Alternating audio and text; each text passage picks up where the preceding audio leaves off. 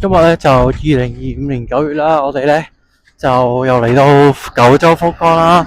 今日我哋就搭國泰嚟嘅，咁其實咧就8點3機，不過咧就最尾就 delay 咗2個半鐘度。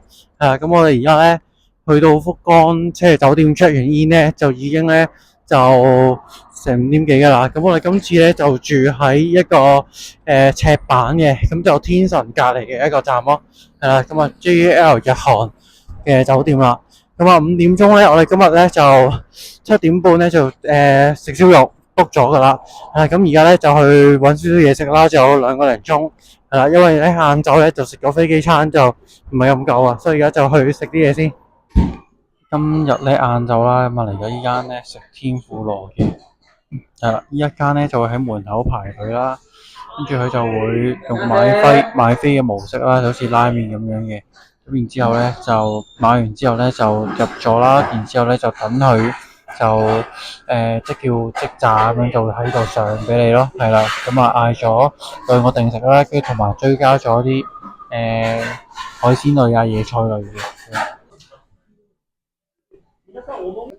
跟住一上嚟咧，佢就俾咗呢個佢哋嘅鹹嘅魷魚啊，係啊，睇落都好香。同埋咧，佢個蘿蔔蓉個汁咧，天婦羅汁咧都好香下，佢蘿蔔味咧好香。跟住上咗咧就係碗白飯啦，同埋有個白魚，咁佢就逐件上俾你嘅。咁白魚咬落去咧都好脆，咁啲魚肉咧都有魚味啊，係啊，我覺得 OK 嘅。跟住咧就上咗一個咧就係蝦啦，咁啊呢個咧就應該係嗰個雞牙，係啦。咁啊然之後咧呢一個咧就係另一個魚啦，咁啊佢逐件上都好香下上到嚟。哇！佢咧特別要提一提咧，就係咧佢呢隻蝦咧，雖然細隻咁啦，亦都咬咗噶啦，但係咧佢非常之彈牙，係啊！哇，好新鮮啊，即係代表住咁，同埋佢炸皮咧做得都好薄好香，係啊！呢個真係不得了呢個。